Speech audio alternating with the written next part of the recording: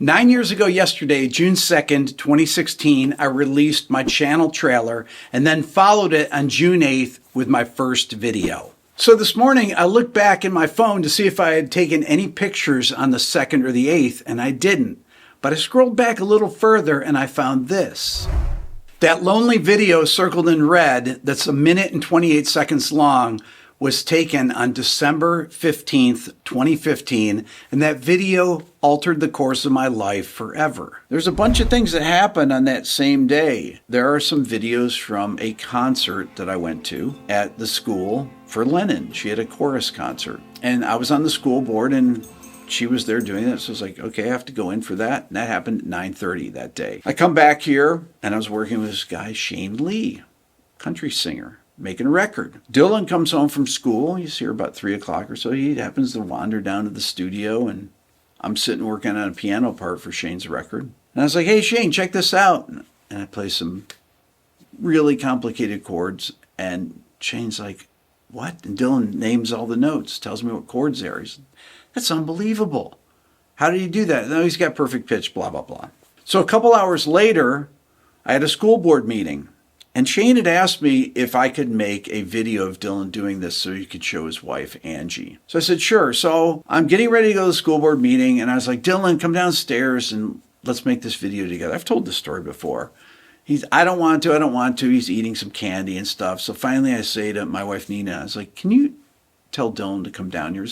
She was like, how long will it take? I said, it'll literally take 1 minute. Well, actually it took 1:28. So she's like, Dylan, just go downstairs with your dad. So we come down here.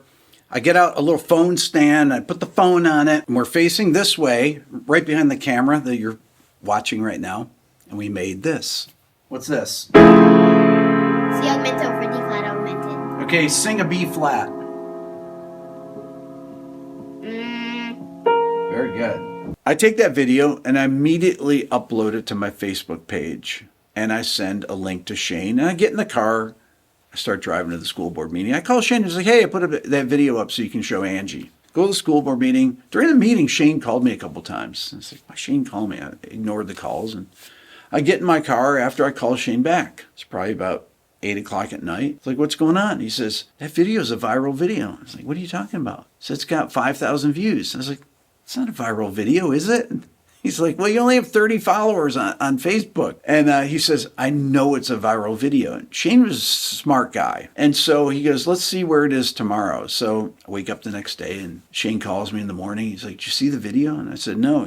He goes, it's got 22,000 views. Definitely a viral video. And I was like, that's not a viral video. Viral videos have millions of views. He said, do you have a lot of friend requests? And I look at my Facebook app and I was like, oh my God, I have hundreds and hundreds of friend requests. He said, that's how you can tell. So I go out to a concert that night. There was a band, Jump Little Children, that was doing a reunion concert. I had the notifications on in the Facebook app, and all of a sudden I'm sitting there with my phone in my pocket watching the band. All of a sudden it's like buzz, buzz, buzz, buzz, buzz, buzz, buzz. What is going on? So I pull out the phone. I start looking, just all these notifications, friend request notifications, just going crazy. It's like, what is this? So I go to the video, and it's got a couple million views.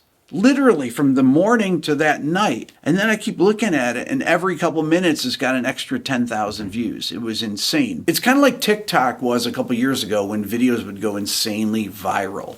But this was ridiculous because there were comments, there were messages. So many people emailed me about how do I develop perfect pitch. And I couldn't really answer all these things. Like, how do you develop perfect pitch? I thought, okay, I'm going to make a YouTube video. And all my early videos are about ear training and music theory. Basically all the stuff that I taught Dylan back when he was a little kid, about how chords work together, how they're built, how structures, modes, all these kind of things. But then I thought to myself, as I was sitting down to make this video, there's actually one other thing that happened way back on November 15th, 1994. It was a Tuesday when I was rolling through Atlanta. Happened to be around 11 o'clock. And I wanted to get lunch. And back then, you didn't have phones. You stopped at a payphone. So I stopped at this place called the Lenox Mall. It's funny, I was there last night. There used to be a Tower Records there. It's now a Crate and Barrel because there's no record stores. But they had a phone outside. I pull into this thing. I get on the phone. I put my quarter in. I call my friend Doug Sandberg.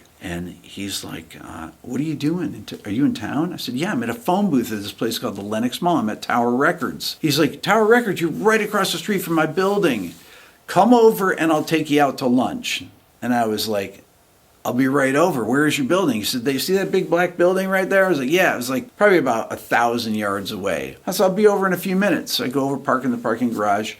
I go up to Doug's office. He's like, we got to hurry up and go have lunch because I got you a gig tonight. I was like, what are you talking about? I'm not staying in town. I'm going to Austin, Texas. I got you a gig. It pays $150.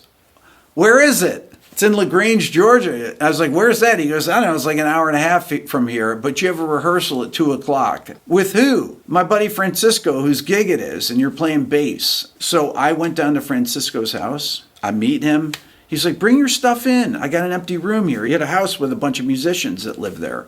And he rented out rooms to them. And so he had an empty bedroom. I was like, no, I'll just leave my stuff in the car. He's like, no, don't leave in the car.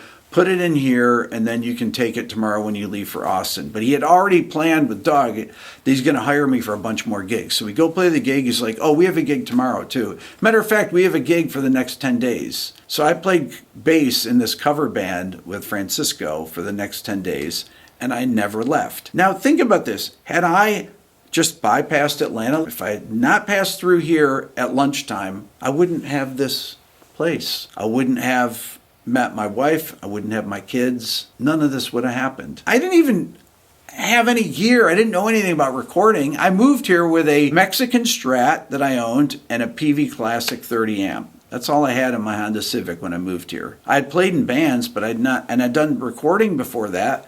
I didn't know anything about this, about any of the gear that's in here. It wasn't until I moved here and I started a band and got a record deal that was the precursor to all this. Had I not stopped here to have lunch with Doug in November of 1994 and kept going on to Austin, that's a completely different life. I mean, it never would have been on YouTube if it wasn't for this whole thing, the Dylan having that viral video. None of this would have happened. I wouldn't have been in my band Billionaire. I wouldn't have learned about recording, become a record producer. None of that would have happened. So these two events that were 21 years apart, I can definitively say changed the course of my life. Think about this for yourself. There must be things that happened in your life, or maybe didn't happen. Every decision we make creates all these alternate realities. Every incident in a person's life affects everything else that follows it. Instead of missing the baseball, however, you hit it. Then you became a hero, married the prom queen, and so on and so forth, until you find yourself exactly where you are. So you see, hitting that baseball has spun your life off in an entirely new direction. Shout out to Mr. Destiny. I love that clip. So here we are. 5 million subscribers, 9 years later. Love to know your thoughts. Leave a comment, hit subscribe. Thanks for watching.